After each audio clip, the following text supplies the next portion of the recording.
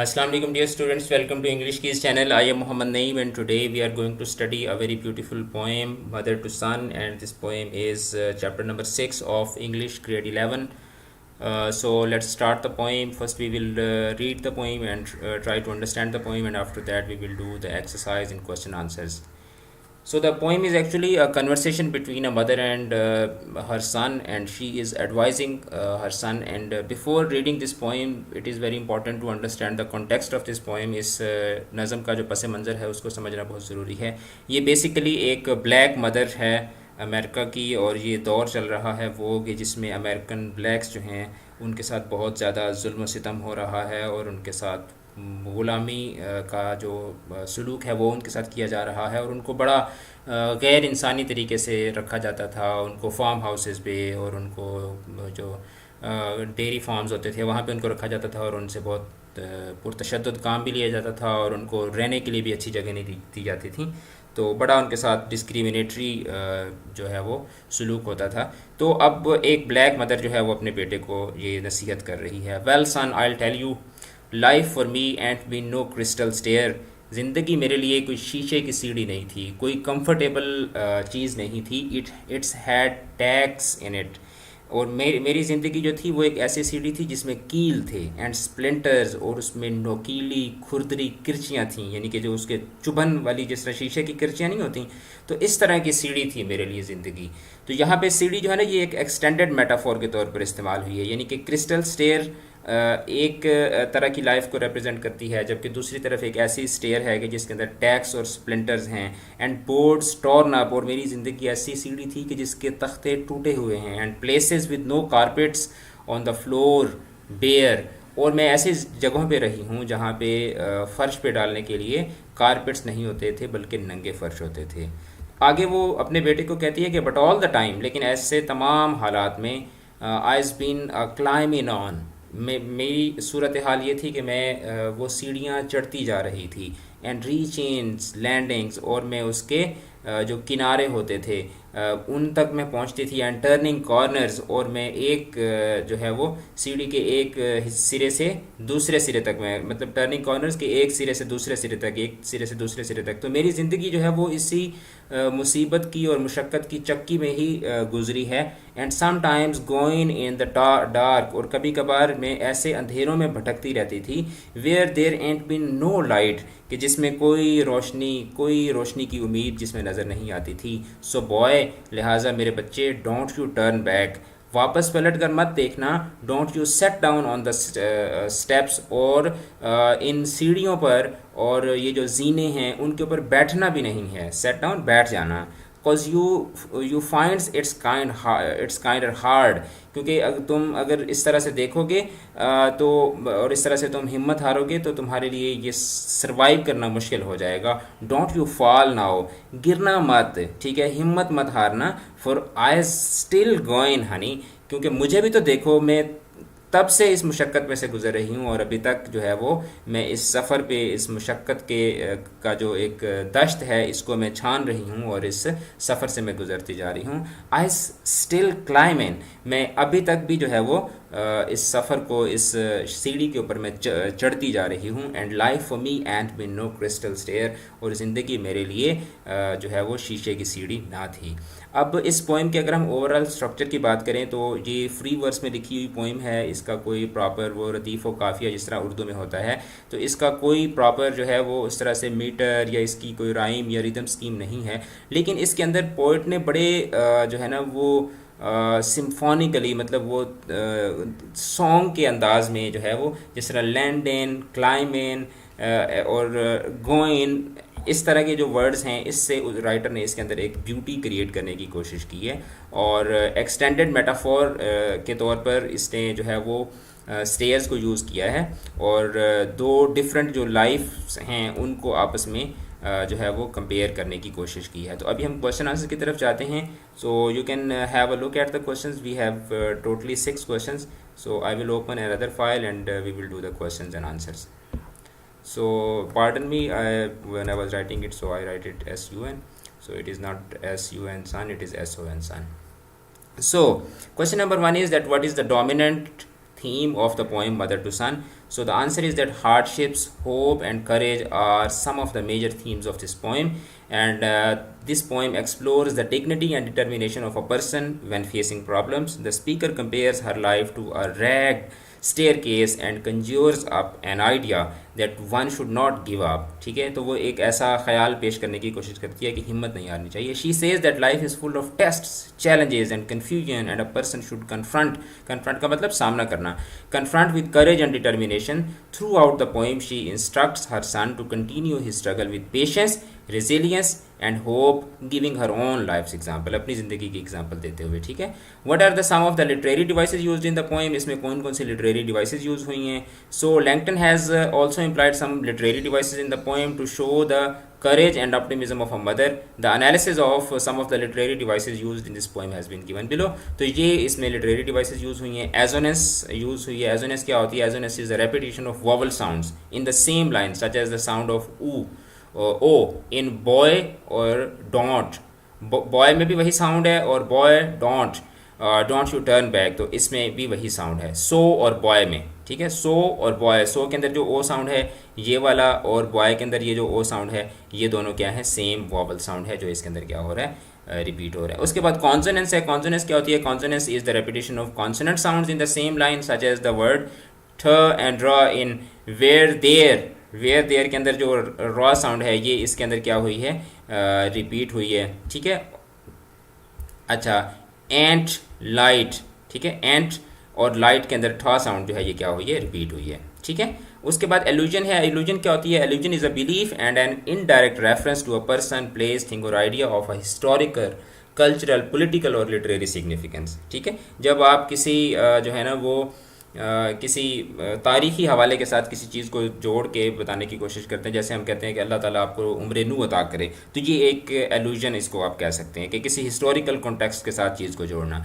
सो इस पोइम के अंदर पोइट ने क्या किया? He has use this device in the opening line of the poem such as crystal stair refers to Jacob's stair from the Old Testament in the Bible. तो हज़रत याकूब जो थे उनकी जो जब मिस्र में गए तो वो जिन्होंने सीढ़ियाँ चढ़ी थी उसके साथ इसको जो है ना वो मतलब रेफरेंस इसका जो है वो वहाँ पे जाके जोड़ा, इसलिए एलूजन की भी इसके अंदर एग्जांपल इसने यूज़ की है लिटरेरी डिवाइस की. सिंबलिज्म इसके अंदर बहुत ज़्यादा है. Symbolism is using symbols to signify ideas and qualities, giving them symbolic meaning different from their literal meanings. Similarly, staircase symbolizes hardships. ठीक है, तो वो जो सीढ़ियाँ हैं उनको इसने hardships के साथ भी क्या किया है? सिम्बलाइज किया है. It also symbolizes the life that we spend. ठीक है, तो हमारी ज़िंदगी की भी इसमें से एग्जाम्पल्स मिलती हैं. What is an extended metaphor and how does Hughes use this literary technique to illustrate the consistent struggle of mother in her life? तो one of the most important images of this piece is that of the crystal stair. ठीक है, who has uses the staircase as an extended metaphor to represent the hardships that life presents.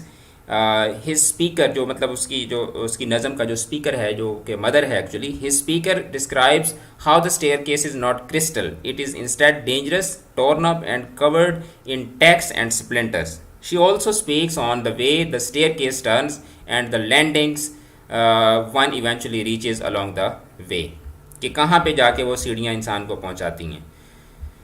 Okay, question number 4 is that in the poem mother to Son who has repeat some lines, what function does it serve in the poem. तो एक line इसके अंदर repeat हुई है, आपने poem के अंदर देखा भी होगा, तो हमने वो लाइन भी बतानी है और उसका पर्पस भी बताना है. So there is a repetition of the line life for me and been no crystal stair. ये सेकेंड लाइन भी यही है और लास्ट लाइन भी यही है. Okay, which has created a musical quality in the poem. It has also created rhetorical impacts in the poem. Rhetorical impact होता है कि किसी जो कहानी को जब आप लफाजी के ज़रिए जानदार बनाने की कोशिश करते हैं. अच्छा, question number 5 is that what type of imagery is used in the poem Mother to Son and what does it suggest. So imagery is used to make readers perceive things with their 5 senses. One of the most important images of this piece is that of the crystal stair. Who has uses the staircase as an extended metaphor to represent the hardships that life presents. His speaker describes how the staircase is not crystal and it is instead dangerous, torn up and covered in tacks and splinters. She also speaks On the way, the staircase turns and landings one eventually reaches along the way. For example, life for me and with no crystal stair, and places with no carpet on the floor, and don't you sit down on the steps. ठीक है, तो इस तरह की imageries जो है ना वो उसने यूज़ की हैं. Question number 6 is that what is the tone of the poem Mother to Son, and support your views with instances from the poem. ठीक है, तो answer is that the speaker is realistic and straight forward about this difficulties. She doesn't sugar coat anything and she doesn't suggest the that racism will end. She never imagines in this conversation with her son at least a word without the obstacles and dangers that she has endured. कि मतलब सारी बात को उसने साफ साफ बयान कर दिया. उसने कोई होप दिलाने की कोशिश नहीं की या बेटे को शुगर कोट करने की कोशिश नहीं की. But she is also persistent even triumphant. लेकिन वो उस सारी मुश्किलात में भी वो कहती है कि मैं साबित कदम रही हूँ और मैं इसमें जीतूंगी. Despite everything she announces that I has been climbing on, कि मैं इस सीढ़ी पे मैं चढ़ती गई हूँ, चढ़ती आई हूँ. In other words, the speaker believes that she and her son can still lead successful lives despite of the obstacles in their way, and she offers the poem to her son as encouragement. She wants to him follow her example to be as persistent and determined as she is. तो ये question answers थे. ये this is the summaries, although summary is not included in your this course, but for your understanding this is important. So I will just read it. Langston Hughes, a famous American poet and columnist, wrote the poem Mother to Son as a famous dramatic monologue जिसमें सिर्फ एक ही बंदा बोल रहा होता है. अब देखें पोइम के अंदर हमें माँ बोलती हुई नजर आती है, लेकिन बेटे की उसके अंदर हमें कोई लाइन नजर नहीं आती. The poem is about a mother giving advice to her son about the challenges of life. It also illustrates how sometimes life becomes too heavy, but a person should never give up. The poem comprises the thoughts of a mother whose life is surrounded by misery. However, she knows that the best means of combating ladna these situations are her abilities to be strong. While talking about her experiences of life, she says that life has never been a crystal stair for her.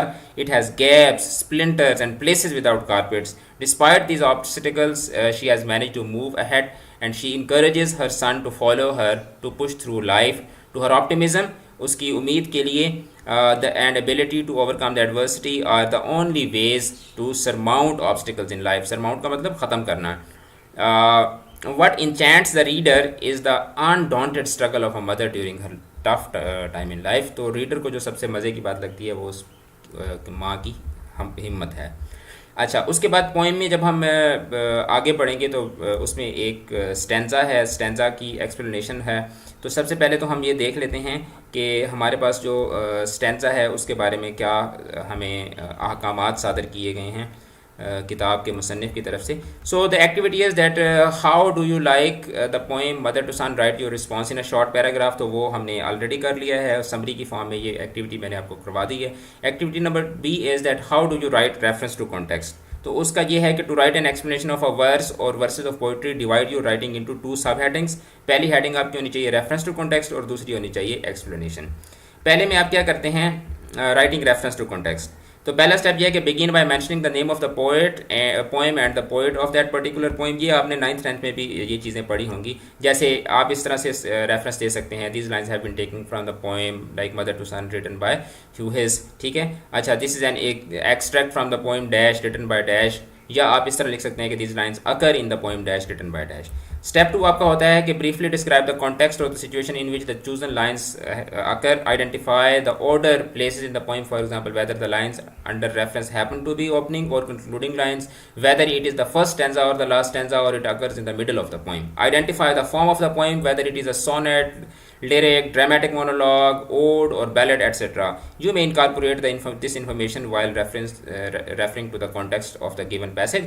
For example, this is the first stanza या second stanza या this is the third stanza of the sonnet or lyric or epic or whatsoever.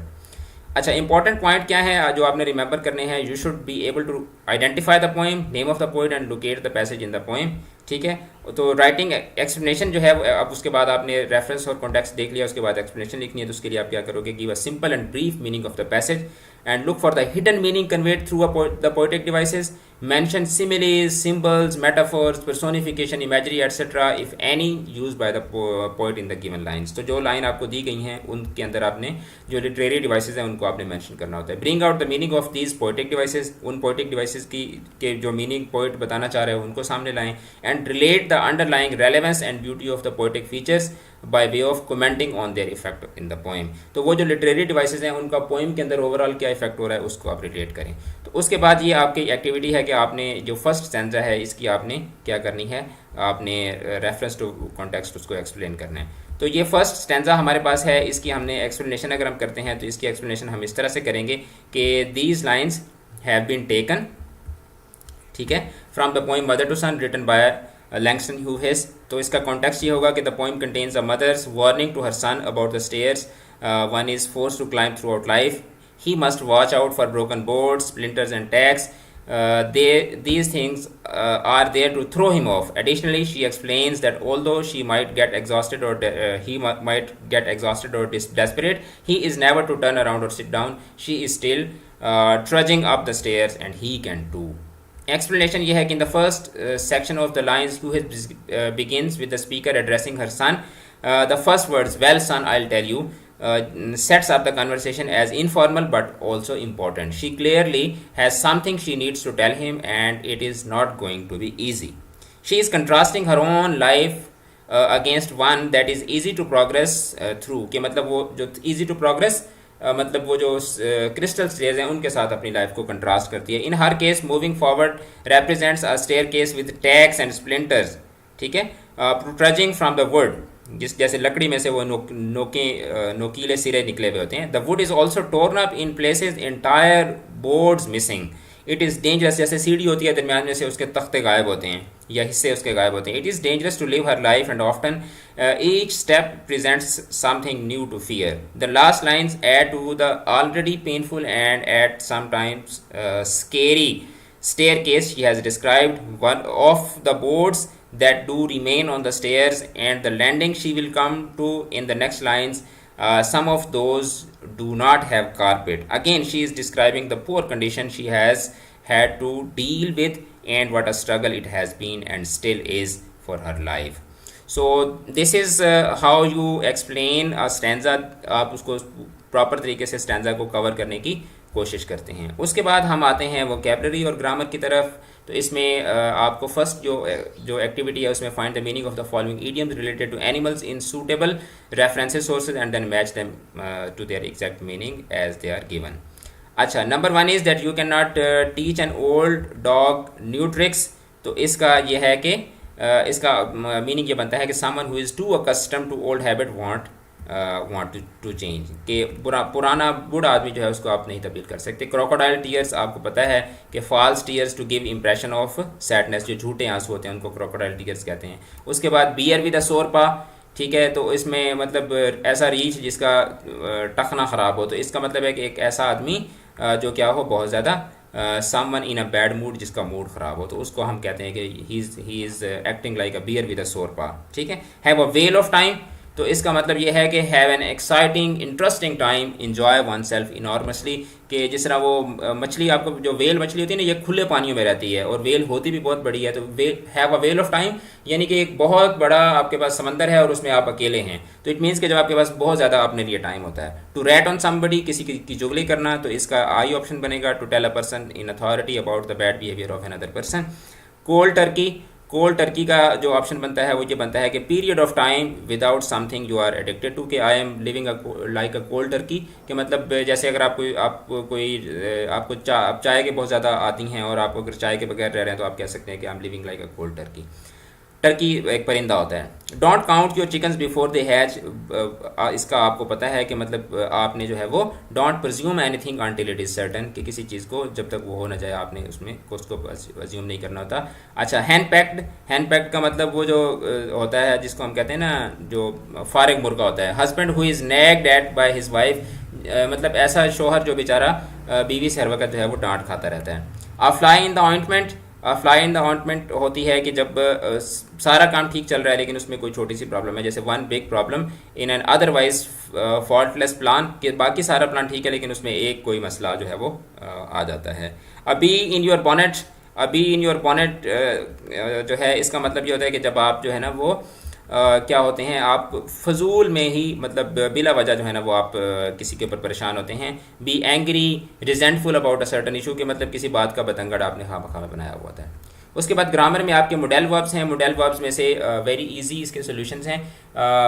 एक sentence आपके सामने दिया हुआ है और उसके 3 पॉसिबल ऑप्शन लिखे हुए हैं और उसमें से आपने एक को सिलेक्ट करना है। मैं आपको वैसे मॉडल वर्ब्स के ऊपर अलग से भी मैं एक प्रॉपर लेक्चर मैंने तैयार किया हुआ है, वो मैं अपलोड करूँगा और उसका लिंक भी आपको डिस्क्रिप्शन से मिल जाएगा। मैं आपको यहाँ पे जनरल बता देता हूँ कि मॉडल वर्ब्स में जो कैन होता है ये एबिलिटी के लिए, प्रेजेंट में एबिलिटी के लिए आता है, ठीक है, और जो कुड होता है वो पास्ट में एबिलिटी के लिए आता है। अच्छा, उसके बाद जो विल और जो विल है या वुड है, इसमें यह है कि ये फ्यूचर में एबिलिटी के लिए आते हैं, फ्यूचर में पॉसिबिलिटी को शो करते हैं।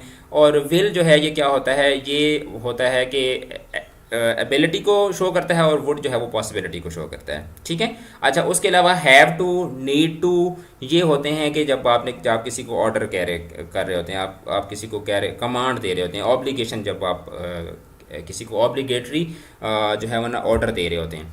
तो यहाँ पे हम देखते हैं कि they are able to speak English well, तो इसका मतलब यह है कि दे कैन। मे में भी शक होता है और मस्ट का मतलब है कि लाजमी, लेकिन आर एबल टू एबिलिटी है और प्रेजेंट है तो they can speak English well आएगा। Ali is not allowed to stay out late, Ali को रात को बाहर ज़्यादा देर रहने की इजाज़त नहीं है, तो इसके लिए Ali need not to. Might में भी पॉसिबिलिटी होती है कि आप कर भी सकते हैं, नहीं भी कर सकते, मतलब उसमें शक होता है, और मे में भी यही होता है, need not to stay out late. Do I have to clean the kitchen, must I clean the kitchen. Can I का मतलब कैन भी नहीं है और शुड भी नहीं है। शुड का मतलब करना चाहिए ये नहीं, और कैन के अंदर भी यही है कि पॉसिबिलिटी, और ये हैव टू है तो हैव टू मैंने आपको बताया कि ऑब्लिगेशन के लिए, ज़रूरी के लिए, तो ज़रूरी के लिए हम मस्ट लगाते हैं। 4 है आर यू एबल है तो फिर ये can you drive a truck आएगा। We are not allowed to swim when the red flag is flying, तो इसका मतलब है कि वी मस्ट नॉट, ठीक है। शुड नॉट भी नहीं आएगा और नीड नॉट भी नहीं आएगा। अच्छा, she is not able to read Chinese, she can not, ठीक है। Do you think we are allowed to park there, do you think we may park there. Must भी नहीं आएगा और नीड भी नहीं आएगा, क्योंकि ये दोनों हैव टू के लिए आते हैं, ठीक है। अच्छा, you don't have to do this exercise, मतलब you need not to do this exercise. अच्छा, we have to stop when the traffic lights are red, मतलब we must stop, have to है। Am I allowed to ask a question, like may I ask a question, क्या मुझे इजाज़त है, मतलब possibility भी है और पॉसिबिलिटी नहीं भी है। अच्छा, fill in the blanks with appropriate modal auxiliary verbs in the parenthesis. Parenthesis में आपको 2 सामने ऑप्शन दिए हुए, उसमें से आपने एक सेलेक्ट करना है। It is possible that Christopher Marlowe might have written plays, could have नहीं, माइट, शायद उसने लिखे हों, ठीक है। The daughters asked her mother if she would go out, she might नहीं, वुड, क्योंकि फ्यूचर है, ठीक है, शी वुड गो आउट। अच्छा, speak slowly lest you should awake the child, कि कहीं ऐसा ना हो कि आप बच्चे को जगा दें। अच्छा, children should take tea at night, ठीक है, मस्ट नहीं। अच्छा, 5th है she came here so that she might meet her child, may भी आ सकता है, माइट भी आ सकता है, लेकिन ज़्यादातर ये क्या होगा कि माइट आएगा। अच्छा, क्योंकि इसमें उम्मीद है, मे के अंदर उम्मीद नहीं होती इतनी ज़्यादा, मे में आप सिर्फ इजाज़त मांग रहे होते हैं, माइट में आपको जो उम्मीद है वो स्ट्रांग होती है। May her soul rest in peace. अच्छा, they need not to, dare नहीं आएगा, they need not to read this book for this topic, के मतलब ज़रूरत नहीं है पढ़ने की। अच्छा, नीड आप वहाँ पे लगाते हैं जब जहाँ पे आप किसी को सजेस्ट कर रहे होते हैं, और डेयर आप वहाँ पे लगाते हैं जहाँ पे आप ऑर्डर कर रहे होते हैं, जहाँ पे मसला ज़्यादा ज़रूरी होता है और वो करना ज़रूरी होता है या ना करना ज़रूरी होता है, वहाँ पे आप डेयर लगाते हैं। अच्छा, you will have to go to Peshawar tomorrow to attend the meeting, अब इसमें शुड भी नहीं आएगा, शुड के बाद टू नहीं आता तो विल हैव टू आएगा। If you stayed here you would not face the problem, should नहीं आएगा। अच्छा, should she should she had worked hard she would have passed, must नहीं आएगा यहाँ पे, क्योंकि मस्ट जो है ना वो प्रेजेंट के लिए आता है। अच्छा, he will be given warm welcome, shall नहीं आएगा, ही के साथ विल आता है। Children dare not to go to the roof at night, अब ये ज़्यादा सीरियस मसला है तो इसमें डेयर लगाएंगे। She would read a book while watching TV during her days. अच्छा, he dash pass this time as he has work satisfactory hard, she may, can नहीं आएगा, ठीक है, क्योंकि हैज़ वर्क परफेक्ट टेंस है। अच्छा, she said that she would prepare dinner her self, will नहीं, would आएगा क्योंकि फ्यूचर है। Khan ought to be at home, Khan को घर पे होना चाहिए। अच्छा, दे यूज़ टू, जब आदत होती, माजी की आदत बताने के लिए आप यूज़ टू लगाते हैं। They use to play cricket every day when they were in the college. अच्छा, अब इसमें can you please help me lift this box, इसमें कैन आएगा। अच्छा, would that I knew her, काश के मैं उसको जानता होता, क्योंकि वो है ना, मतलब पॉसिबिलिटी है जो कि अभी पॉसिबल नहीं है, पॉसिबिलिटी थी। अच्छा, any one can write a poem on this topic, तो इसमें कैन आएगा। अच्छा, activity number C is that fill in the blanks with a modal from the list below, नीचे जो है ना ये लिस्ट दी हुई है, इसमें से आपने एक सेलेक्ट करना है। I don't think I will have time much work next week, I think I will be able to. I will can नहीं आ सकता, आई विल कुड नहीं आ सकता। Excuse me, could you tell me where the bus station is. अच्छा, they haven't been able to solve the problem, been able to, ठीक है, haven't been. अच्छा, she can play the flute and the guitar, ठीक है। अच्छा, when we were younger, ठीक है, we could, क्योंकि पास्ट है ना, we could watch movies all afternoon. Activity number D is that fill in the blanks with a modal verb from the list below, तो ये एक 3 डिफरेंट मॉडल्स हैं। Oh no, I think they might या they may be hurt but I am not sure. They look just the same, I am sure the boy must be his son, okay. अच्छा, that looks delicious and I am so hungry, may I have someone. He is running very well, I think he might या may win, must नहीं आएगा। अच्छा, that looks like fun, may be paint some eggs with you. Activity number E is, इसमें आपने need या have to लगाना है। Wow my house is a mess, I really need to, ठीक है। अच्छा, professor we do we have to, ठीक है। नीड टू में जब आप जहाँ पे आप सजेशन होती है, और हैव टू में जहाँ पे आपने करना ही करना होता है। अच्छा, द जजेस said that they will have to make a formal apology. अच्छा, if you want to camp in the park, you have to pay for a permit first, ठीक है। I have work too long, I need to take a break, ठीक है। उसके बाद last activity है कि fill in the blanks with ये अब डिफरेंट मॉडल वर्ब्स हैं। अच्छा, शुड आप लगाते हैं जहाँ पे आप तजवीज़ कर रहे होते हैं, और टू जहाँ पे लाजमी करना होता है, और हैड बेटर जहाँ पे सिचुएशन ऐसी होगी अगर वो करेगा तो बचेगा, नहीं करेगा तो नहीं बचेगा। He had better go inside और he will get a terrible sunburn. अब ये देखें, करेगा तो मतलब जो जहाँ पे करना लाजमी होता है वहाँ पे हैड बेटर लगाते हैं। I think we should play, what do you think, अब इसमें तजवीज़ है। They he had better stop drinking so much coffee और he will make himself sick, कि उसको काफ़ी ज़्यादा पीना छोड़ देनी चाहिए। She has a beautiful voice, she ought to record, उसको चाहिए कि वो एक अपनी सीडी रिकॉर्ड करवाए। His cell phone is ringing, I think he should answer it. So this is the end of this lesson. Inshallah, in next class we will move to the next chapter. So if you are new on this channel, please subscribe the channel and watch the previous lessons. Take care of yourself. Allah Hafiz.